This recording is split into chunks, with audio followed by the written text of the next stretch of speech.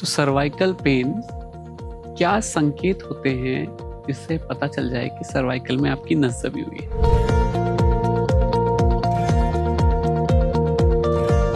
तो देखिए, नस का मतलब समझते हैं पहले। सर्वाइकल नस ये एक कॉमन वर्ड है। सर्वाइकल में अगर मैं न्यूरोलॉजी की दृष्टि से बात करूं तो दो चीजें होती हैं। एक होती है स्पाइनल कॉर्ड, जो कि मेन नस होती है रीढ़ की हड्डी में, मेन नस जो दिमाग से निकलती है। और दूसरी होती है स्पाइनल नर्व रूट्स, जो कि स्पाइनल कॉर्ड के अंदर से निकलती हैं और वो अलग अलग जगह को सप्लाई देती हैं। स्पाइनल कॉर्ड मेन नस है और उससे छोटे वायर्स निकलते हैं जो कि बेसिकली अलग अलग जगह सप्लाई करते हैं। तो अगर मैं आपसे बात करूं कि स्पाइनल कॉर्ड जो है उसकी जो अलग अलग नर्व रूट्स हैं उनका पता कैसे लगेगा, तो उनको हमने नाम दिए हुए हैं, जैसे कि C5 nerve root, C6 nerve root, C7 nerve root. अब इसमें जो C शब्द है वो सर्वाइकल के लिए है, मतलब गर्दन।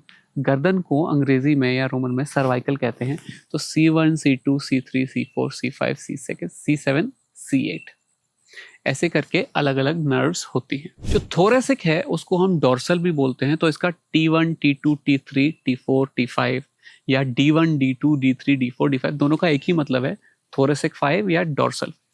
ऐसे ही कमर को रोमन में या इंग्लिश में लंबर कहते हैं। तो कमर की रीढ़ की हड्डी 5 होती हैं अमूमन, L1, L2, L3, L4, L5। तो ऐसे अलग अलग नंबरिंग की जाती है। तो जो स्पाइनल नर्व है यदि वो आपकी दबेगी, स्पेशली सर्वाइकल नस की, तो जो उस एरिया का जो सप्लाई है उस एरिया में पूरा इफेक्ट देगी। जैसे C5 का एक स्पेसिफिक एरिया का सप्लाई है, C6 का एक सप्लाई है, C7 का सप्लाई है।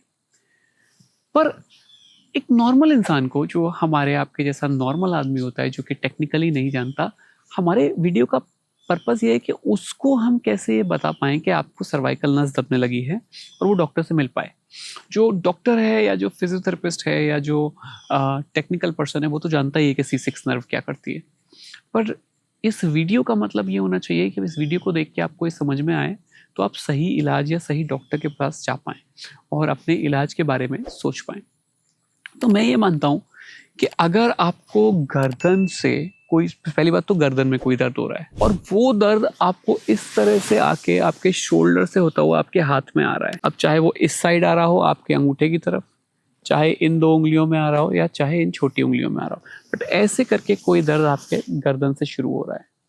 और अगर जरूरी नहीं है पूरी जगह में आए, हो सकता है आपको दर्द खाली यहाँ हो, खाली शोल्डर में हो, खाली यहाँ हो, खाली यहाँ हो, खाली यहाँ हो, खाली यहाँ सुन्नाहट हो। इस तरह का कोई दर्द या इस तरह की कोई सुन्नाहट या इस तरह की कोई झन्नाहट या इस तरह का कोई चींटे काटने वाली सिचुएशन अगर बनती है तो आप ये मान के चलिए कि ये कई हाई चांसेस हैं कि सर्वाइकल हो। कभी कभी क्या होता है कि दर्द और सुन्नाहट या नस पे दबाव इतना ज़्यादा होता है कि आप जब हाथ से कोई चीज़ पकड़ोगे तो उसका ग्रिप, पकड़ने की शक्ति आपको कम लगेगी। आप ऐसे कहोगे कि सर मैं ना लेफ्ट हैंड से तो अच्छा पकड़ता हूँ बट मैं राइट हैंड से अच्छा नहीं पकड़ पा रहा हूँ। मैं बहुत अच्छी तरह लेफ्ट हैंड से काम कर सकता हूँ पर जब भी मैं राइट हैंड जो मेरा दबता है इसमें मेरे हाथ से सामान छूट जाता है।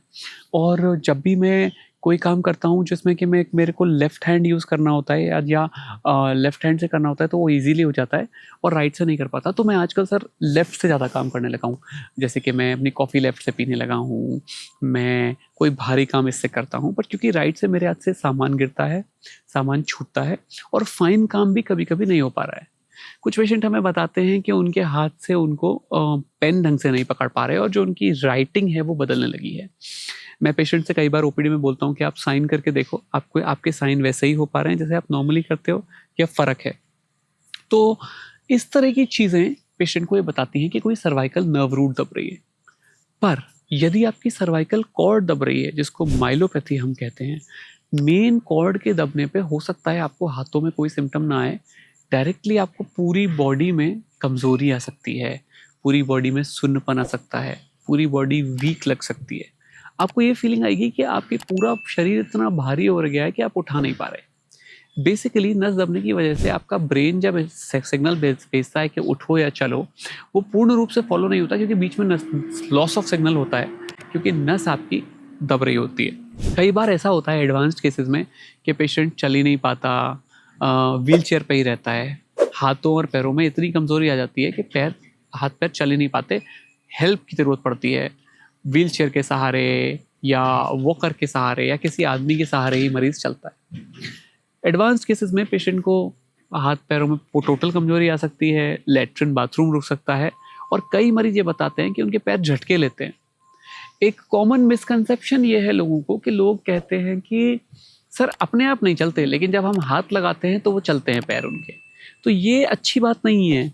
लोगों को लगता है कि पैर में जान तो है क्योंकि जब हमने हाथ लगाया तो वो चल दिया, बट असलियत में वो जान नहीं है, वो एक तरह का रिफ्लेक्स है जो ऑटोमेटिक स्पाइनल कॉर्ड बना रही है, ब्रेन से सिग्नल नहीं आ पा रहा है।